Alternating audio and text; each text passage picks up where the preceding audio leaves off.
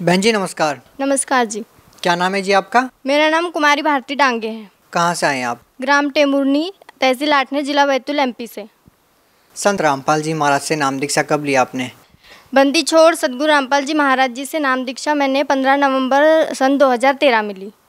क्यों लिया आपने संत रामपाल जी महाराज से नाम दीक्षा? बंदी छोड़ सदगुरु रामपाल जी महाराज जी से नाम दीक्षा लेने से पहले हम सभी देवी देवताओं की पूजा करते थे और सभी देवी देवताओं की पूजा करने के साथ साथ जय गुरुदेव पंथ से जुड़े थे। तो जय गुरुदेव पंथ से जुड़े थे तो एक दिन मतलब मेरी बुआ है, उनके घर से ज्ञान गंगा पुस्तक आई और उस ज्ञान गंगा पुस्तक को मेरे पापा जी ने पढ़ा और मेरे पापा जी से हमेशा सवाल करते रहे। जय गुरुदेव पंथ में जुड़ने के कारण हमको सिर्फ इतना ज्ञान था कि भाई जय गुरुदेव की यदि साधना उनके अनुसार हम साधना करते हैं तो सतलोक जाते हैं। तो लेकिन उस सतलोक की सही जानकारी हमको बिल्कुल नहीं थी। वो सिर्फ इतना बताते थे कि सतलोक में सतपुरुष हैं और हमें उनके पास साधना करके जाना है। लेकिन ये कुछ पता नहीं था कि वहाँ पर यहाँ पर जैसी सृष्टि है वैसी वहाँ पर भी सृष्टि है और भगवान कैसा दिखता है, इस टाइप की कोई भी जानकारी वो नहीं देते थे। और मैं मेरे पापा जी से हमेशा पूछते रहती थी कि भगवान कैसे दिखते हैं और कैसे है। और जय गुरुदेव पंथ में जब जुड़े थे हम तो वहाँ बोलते थे कि सतपुरुष अनामी लोक में अनामी पुरुष के रूप में रहते हैं, अलग लोक में अलग पुरुष के रूप में। आप एक बात बताइए, जो भी बातें आप बता रहे हैं, सतलोक के बारे में आपको नहीं पता था, सतपुरुष के बारे में आपको नहीं पता था, अनामी लोक के बारे में आपको नहीं पता था, आपने इन सभी बातों का निर्णय कैसे लिया कि कौन सही है और कौन गलत? कहाँ से निर्णय लिया आपने? जब ज्ञान गंगा पुस्तक हमारे घर पर आई तो मेरे पापा जी ने बरसात के टाइम में उस ज्ञान गंगा पुस्तक को पढ़ना चालू किया। क्योंकि आप एक और बात बताइए यहाँ पे कि जितने भी संत रामपाल जी महाराज के अनुयायी हैं वो ज्ञान गंगा पुस्तक का हवाला देते हैं। हम आपसे ये पूछना चाहते हैं कि आखिर ज्ञान गंगा पुस्तक को इतना ऑथेंटिक कैसे माना जाता है? क्यों हर बात जो ज्ञान गंगा पुस्तक में लिखी होती है उसको ही सच माना जाता है? क्योंकि ज्ञान गंगा पुस्तक में जो कुछ भी लिखा है वो ऐसे ही किसी ने भी बोल दिया और ऐसे ही नहीं लिख दिया गया है। जो भी ज्ञान गंगा पुस्तक में लिखा है तो ये जो हम बोलते हैं कि भाई हम हिंदू धर्म से बिलोंग करते हैं, कोई बोलता है कि हम मुस्लिम धर्म से बिलोंग करते हैं, तो ये जितने भी धर्म हैं तो ये सभी धर्मों का कोई ना कोई आधार है और इनका आधार इनके सदग्रंथ है। तो सभी धर्म के जितने भी सदग्रंथ हैं उन सभी सदग्रंथों का उसमें प्रूफ है, ना कि किसी की कही सुनी बातें लिखी है। बहन जी हम आपसे एक और बात जानना चाहते हैं कि पहले आप जय गुरुदेव पंथ से जुड़े हुए थे, अब आपने संत रामपाल जी महाराज से नाम दीक्षा ले ली है, तो जय गुरुदेव पंथ में व संत रामपाल जी महाराज द्वारा दिए गए ज्ञान में आपको क्या भिन्नता नज़र आती है? जय गुरुदेव पंथ में जब हम थे और उनकी साधना करते थे तो वो जो नाम हमें देते थे, पहला ओम रारंग सोंग सतनाम, तो वो जब उसका उन्होंने विधि ये बताई थी कि एक मतलब जब भी टाइम मिले तो मतलब बैठकर भक्ति करना है, हठ योग करना है, माला जाप करना है, कान में उंगली डालकर एक जगह बैठना है, मतलब कान और आँख दोनों बंद करके वो साधना करना है और तभी हम भगवान को देख सकते हैं। तो क्या होता था कि जब मैं जय गुरुदेव की साधना करने लगी, मैं जब 7th क्लास में थी तब मैंने वहाँ से नामोपदेश लिया था और उसके बाद साधना करना स्टार्ट किया। तो मैं सिर्फ शाम में रात में 1 घंटा या 1.5 घंटा उस साधना को कर पाती थी और उसके बाद वो साधना करने के बाद में मुझे मतलब मेरा शरीर सुन्न हो जाता था, आधा सुन्न हो जाता था और मुझे घंटे और शंख की आवाज़ भी सुनाई देती थी। और एक बार मुझे बहुत ज़्यादा तेज़ बुखार आ गया था और उसके बावजूद भी मैंने मतलब कथड़ी ओढ़कर रजाई ओढ़कर वो साधना की और उस दिन मुझे जय गुरुदेव के दर्शन हुए। तो जो भी जय गुरुदेव पंथ से जुड़े हैं उन सब से मैं गुजारिश करूंगी कि कृपया ज़रा गौर फरमाइए और ज़रा ध्यान से सुनिए कि जय गुरुदेव पंथ में मैं जब जुड़ी थी तब मेरे साथ क्या हुआ और उस मतलब सही साधना की तरफ मैं कैसे खिंचाई। तो जब जय गुरुदेव के दर्शन हुए तो उसके बाद उस दिन के बाद में मैंने उस साधना का टाइम दुगना कर दिया। सुबह भी मैं 1-1.5 घंटा साधना करती थी और शाम को भी। और इस बात के यदि किसी को लगता है कि मैं झूठ बोल रही हूँ तो मैं बचपन KG1 से 10th तक मामा जी के घर पे पढ़ी। तो मामा जी का गांव मेरा ससुंदरा है जो डिस्ट्रिक्ट बैतूल में ही पड़ता है, तो कोई भी पूछ सकता है वहाँ जाकर। और जब मैं साधना करती थी उसके बाद में मेरे घर पे मैं 10th के बाद में मैं मेरे घर पर आई टेम्बुर्नी और उसके बाद पापा जी ने ज्ञान गंगा पुस्तक पढ़ी और फिर उसमें हमको सतलोक के बारे में जानकारी हुई कि सतपुरुष कौन है और वो कैसे है और कौन मतलब उनका नाम क्या है। उसका पता चलने के बाद उसमें ज्ञानगंगा पुस्तक में एक चैनल का नाम लिखा हुआ था जिस पर बंदी छोड़ सद्गुरु रामपाल जी महाराज जी का सत्संग आता है। हम सब लोग सत्संग सुनने गए। वहाँ सत्संग में हमने देखा एक दिन प्रसंग आया कि भाई राधा स्वामी पंथ के बारे में बता रहे थे वो, और उन जगतगुरु तत्वदर्शी संत रामपाल जी महाराज जी ने ये बताया कि राधा स्वामी पंथ से ही निकली एक शाखा जय गुरुदेव पंथ जय गुरुदेव है। तो मतलब ये राधा स्वामी और जय गुरुदेव ये एक ही पंथ हुआ।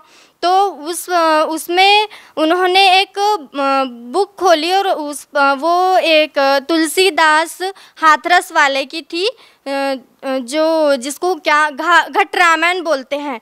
तो उसमें लिखा था कि पांचों नाम काल के जानो और तब दानी मन शंका आनो, उसमें ऐसा लिखा था। तो हम ये बात हमारे को सबसे ज़्यादा खटकी कि जब ये खुद ही इस बात की गवाही दे रहा है, इस पंथ की जो मेन बुक है वो इस बात की खुद गवाही दे रही है कि हम जो नाम जाप कर रहे हैं वो काल के हैं। मतलब कि हम सतलोक वतलोक तो फिर कहीं से कोई गारंटी नहीं है कि भाई हम सतलोक जाएंगे, जब इसमें पहले ही लिखा है कि ये जब ये नाम से जाप करने से हम काल के मुंह में जाएंगे। सीधा ही लिखा है ना कि भाई काल के नाम दिए गए हैं ये। तो फिर हमने सत्संग धीरे धीरे सत्संग सुना, हमको ज्ञान हुआ कि वास्तव में सतलोक क्या है, परमेश्वर क्या है। फिर उसके बाद में हम बंदी छोड़ सद्गुरु रामपाल जी महाराज जी से नाम उपदेश लेने गए, उनसे नाम उपदेश लिया। आप एक बात बताइए कि मानव जीवन में गुरु का बनाना बहुत ज़रूरी होता है, जो कि आपने बनाया जय गुरुदेव जी को। लेकिन कहा यह जाता है कि गुरु नहीं बदलना चाहिए, गुरु बदलना पाप होता है। आपने पहले जय गुरुदेव जी को गुरु बनाया, फिर आपने संत रामपाल जी महाराज को गुरु बनाया। क्या आपको नहीं लगता कि कहीं ना कहीं आपने गुरु बदल के पाप किया है, कोई गलती की है? जी नहीं, मुझे बिल्कुल ऐसा नहीं लगता है कि मैंने गुरु बदल के कोई पाप किया है। जय गुरुदेव की जब हम साधना करते थे तो हमारे घर पर उनकी सारी बुकें रखी हुई थी। तो उसमें से एक पुस्तक हमारे घर पर भी थी और बंदी छोड़ सद्गुरु रामपाल जी महाराज उस पुस्तक को खोल कर बता रहे थे, और उस पुस्तक का नाम था जय गुरुदेव की अमरवाणी भाग 2। तो उसमें लिखा हुआ था, उसमें एक संत के बारे में जय गुरुदेव ने भविष्यवाणी की थी कि एक ऐसा संत या एक ऐसा पुरुष जन्म ले चुका है जिसकी सबको ज़रूरत है, जिसका सबको बेसब्री से इंतज़ार है, और वही एक ऐसा संत है, वही पूर्ण संत है जो इस पूरे विश्व को सुधार सकता है या परिवर्तन ला सकता है। तो ये बात भी हमको खटकी और वो पुस्तक हमारे घर पर रखी हुई थी। तो हमने सत्संग सुना और उसके बाद में हमने वो मिलाया और तभी हम बंदी छोड़ सद्गुरु रामपाल जी महाराज जी से जुड़े। और जय गुरुदेव ने भी इस महान पुरुष की भविष्यवाणी की है, तो इसमें तो फिर कोई शक की गुंजाइश ही नहीं होती कि हमने गुरु बदल लिया या हमने गुरु की आज्ञा का पालन किया नहीं किया। जय गुरुदेव ने भी कहा था कि जब वो संत, यदि मैं उस संत का पता बता दूं तो सब लोग वहाँ पर भीड़ कर देंगे, अभी से भीड़ करना प्रारंभ कर देंगे और जनता को संभालना मुश्किल हो जाएगा। यहाँ पे हम आपसे एक और बात जानना चाहते हैं कि आपने जय गुरुदेव जी से नाम दीक्षा लेने के बाद संत रामपाल जी महाराज से नाम दीक्षा ली। ये तो रही आध्यात्मिक मार्ग की बात। लोग भक्ति इसलिए करते हैं कि उनको शारीरिक लाभ भी हो, मानसिक लाभ हो, आर्थिक लाभ हो। आपको संत रामपाल जी महाराज से नाम दीक्षा लेने के बाद क्या लाभ मिले? सब लोग आध्यात्मिक लाभ को तो बाद में ही गिनते हैं, पहले तो आर्थिक शारीरिक लाभ को या मानसिक लाभ को पहले देखते हैं। तो मैं उस चीज़ को पहले बताना चाहूँगी कि मुझे बंदी छोड़ सद्गुरु रामपाल जी महाराज जी की शरण में आने से पहले जो ये मधुमक्खी होती है, जो इसके काटने से मुझे बहुत मतलब एलर्जी थी, उससे रिएक्शन होता था, बहुत ज़्यादा खुजली होती थी और बहुत ज़्यादा मतलब इस शरीर के पूरे पार्ट अंदर से भी खुजली होती थी और जलन महसूस होती थी। मैं एक जगह खड़ी भी नहीं रह सकती थी, इतनी प्रॉब्लम होती थी मेरे को। और जब मैं ससुंदरा में थी तब भी मुझे एक बार ततैया की मक्खी मतलब मधुमक्खी ने काटा था और तब भी मेरे साथ ऐसा ही हुआ था और मुझे डॉक्टर के पास मेरे नाना जी ने गोद में उठा के लेके गए थे और इस बात के वो भी गवाह हैं। अगर किसी को शक हो तो जाकर पूछ सकते हैं। और अब रही बात बंदी छोड़ सद्गुरु रामपाल जी महाराज जी के शरण में आने के बाद की, तो मुझे बंदी छोड़ सद्गुरु रामपाल जी महाराज जी के शरण में आने के बाद मुझे एक बार ततैया की मक्खी ने काटा और उसका रिएक्शन भी हुआ। और फिर जो बंदी छोड़ सद्गुरु रामपाल जी महाराज जी चरणामृत और प्रसादी देते हैं वो मैंने खाई तो एकदम तुरंत ही असर हुआ उसका, मैं एकदम ठीक हो गई। जबकि उनसे नाम उपदेश लेने से पहले जब तक मैं गोली दवाई नहीं लेती थी, मुझे इंजेक्शन नहीं लगते थे, तब तक मुझे आराम नहीं होता था। और आर्थिक स्थिति अच्छी हो गई, बहुत अच्छी हो गई। हमने कभी सपने में भी नहीं सोचा था कि हमारा घर बनेगा, तो परमात्मा की दया से हमारा बहुत अच्छा घर बन चुका है, गांव में सबसे अच्छा घर है। और बंदी छोड़ सद्गुरु रामपाल जी महाराज जी की शरण में आने से पहले मेरे पापा जी नशा करते थे, तंबाकू गुटखा बहुत ज़्यादा सेवन करते थे और उसकी वजह से मेरे पापा जी के दांत टूट गए हैं सामने के। तो अब खाना खाने में प्रॉब्लम होती है।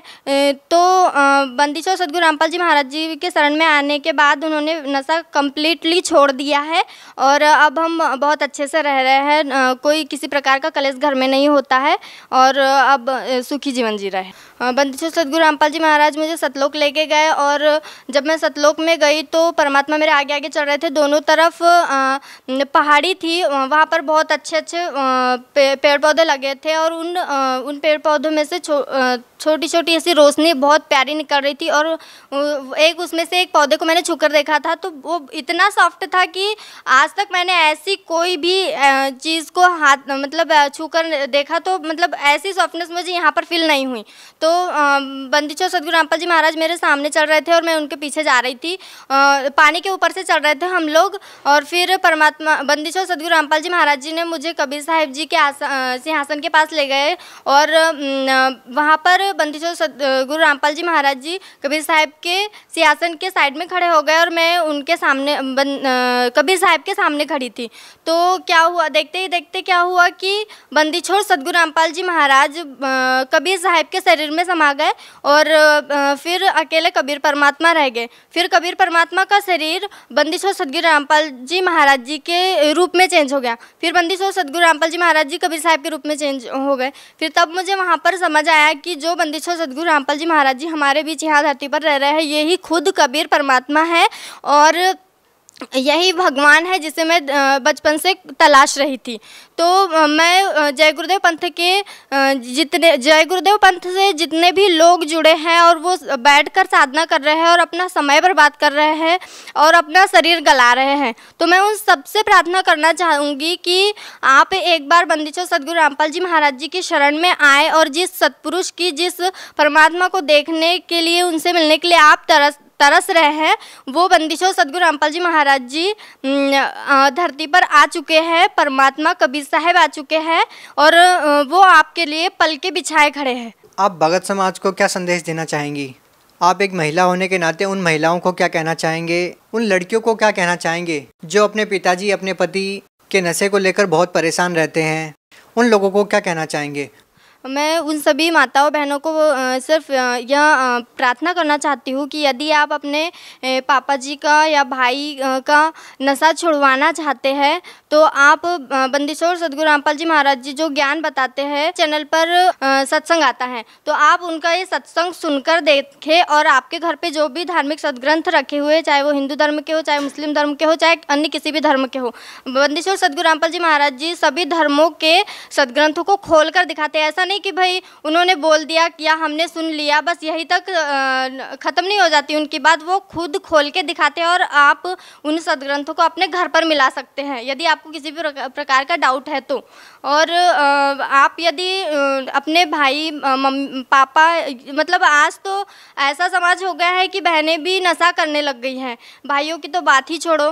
तो यदि कोई आप खुद नशा छोड़ना चाहते हैं या किसी का छुड़वाना चाहते हैं तो आप बंदी छोड़ सद्गुरु रामपाल जी महाराज जी का सत्संग देखिए, तब आपको ज्ञान होगा कि ये नशा कैसे छूटता है और कौन छुड़वा सकता है। तो आप बंदी छोड़ सद्गुरु रामपाल जी महाराज का सत्संग सुनकर, ज्ञान समझकर उनकी शरण ग्रहण कीजिए, भक्ति कीजिए, तभी इन सभी दुखों से आपको छुटकारा मिल सकता है। बहुत बहुत धन्यवाद।